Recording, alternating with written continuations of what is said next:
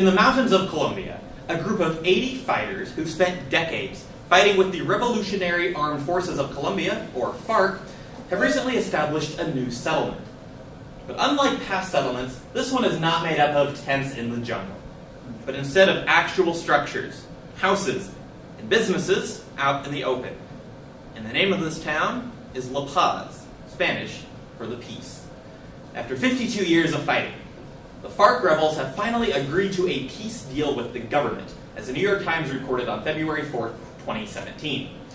If Colombia can maintain this peace deal, it would be the greatest thing to come out of the country in 11 years, when Shakira's Hips Don't Lie came out. But if Colombia wants to make steps to ensure this peace deal stays in place, the Times article warns that the two sides will need to work on the issue of drugs, as FARC for years was a major role player in the South American drug trade. Because peace in Colombia is pivotal for the region, and because of the effects the drug trade has on the entire hemisphere, it's imperative that we ask today's question. Will FARC ties to the South American drug trade scuttle their peace deal with Colombia? And we see the answer, fortunately, is most likely no, because substantial steps have been taken between FARC and the government to address the drug issue. First, in that FARC has made specific agreements to stop engaging in the drug trade. Second, that FARC is being economically equipped to not need the drug trade. And third, that a common desire for peace is apt to serve as a form of conflict resolution. The first reason that we see that FARC's ties to the South American drug trade will not scuttle its peace deal with the Colombian government is the fact that FARC has made a legitimate effort to no longer take part in the drug trade. FARC has a legitimate desire to rebrand itself, and hopefully one that is more successful than what Applebee's tried to rebrand as the Bees. The Washington Post from February 5th, 2017, explained that FARC wants to become a legitimate player in government, forming itself as a leftist political party rather than a violent rebel group. And part of this acknowledgement is a willingness to give up its past ways, including engagement in violence and the drug trade. The Christian Science Monitor from November 15th, 2016, explains that FARC has been very willing to be transparent about its past actions in the drug trade, and has in fact been willing to release its assets and been willing to give money that was acquired in the drug trade to former victims of this rebel group. With FARC showing this willingness to be transparent about its past and to stop engaging in the drug trade, we see that it does not want to go back to its former ways. The New York Times from February 7th, 2017, explains that thus far, FARC appears to be sincere in its desire. And at this point, we need to believe that FARC truly wants to move on and stop engaging in the drug trade, as they thus far have taken legitimate steps to move beyond this violent, drug-engaging past. But we see that while on the one hand, FARC is willing to stop engaging in drugs, part of why they are willing to make this deal is that they are being economically equipped to not need the drug trade. Reuters from February 5th, 2017, explains that in Colombia, the cocaine trade and other drug trades have been very profitable and existed because groups such as right-wing militias and leftist guerrillas like FARC have both used the drug trade in order to fund their efforts. Now, according to a BBC article from February 7th, 2017, one key factor in the FARC no longer needing to engage in the drug trade is that they are being economically equipped to not need it. The article quotes several former guerrilla leaders as saying that they only engaged in the drug trade because it was necessary to fund their efforts. And so long as the government is willing to help fund the efforts of FARC rebels to engage in civil society, they will no longer need the drug trade to the extent they once did.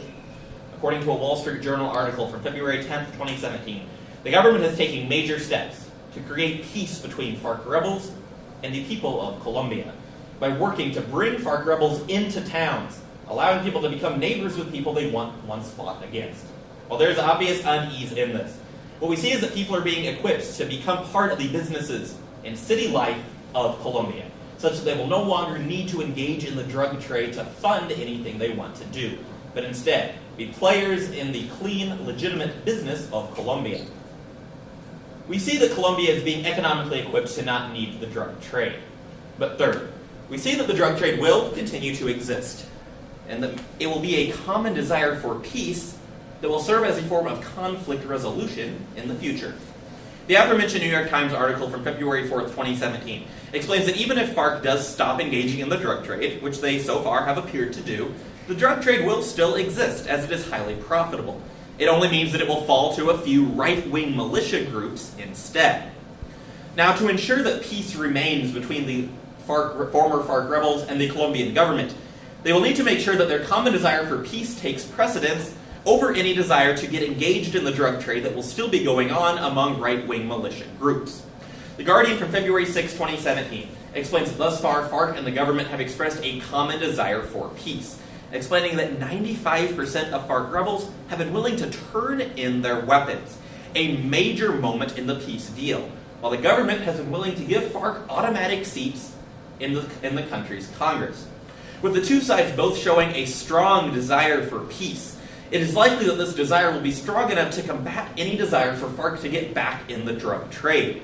And instead, the article explains that FARC and the government are apt to be united against the efforts of these right-wing militias who will now take over the drug trade in Colombia in the future.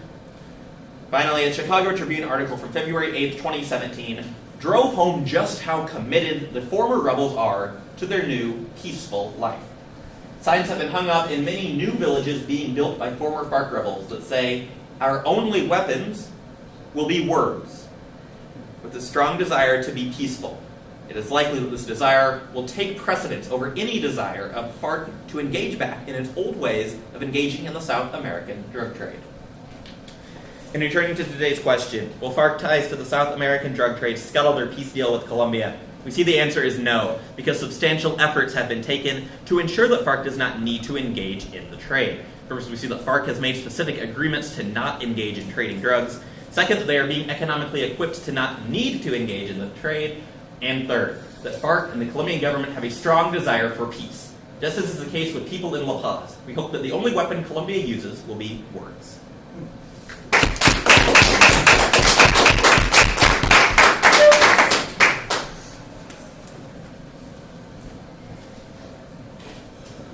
Congratulations, Bobby, on making it to the final. Thank you. I have a couple questions for you in regards to your topic. So the first thing I'm wondering about is, so now that the Colombian government has struck a deal with FARC, how does that affect U.S. involvement? Because the United States has taken a strong stance against FARC. So how does that how does that affect the Colombian relationship with the United States? One Wall Street Journal article I found didn't have time to include in the speech. I believe it was February 6, 2017, quoted Rex Tillerson, who's Secretary of State now, as saying that the U.S. government is very supportive, obviously, of efforts to rein in the drug trade. And Tillerson said the U.S. wants to make sure that President Juan Santos of Colombia continues to fulfill his promises to work with FARC and rein in the drug trade. So as Caesar said, the U.S. hasn't been a big fan of FARC in the past. So long as FARC is willing to work with the government, I think the U.S. will be more concerned with helping fight the drug trade. Okay. My next question is actually, so other than treaties that FARC has signed, has FARC done anything else that's really concrete? Like, have they reduced the number of killings? Have they reduced the number of trade of drugs that they've actually been involved in? So what's been concrete other than promises and treaties? They've actually started giving up their weapons. I believe that process started probably right after the peace deal.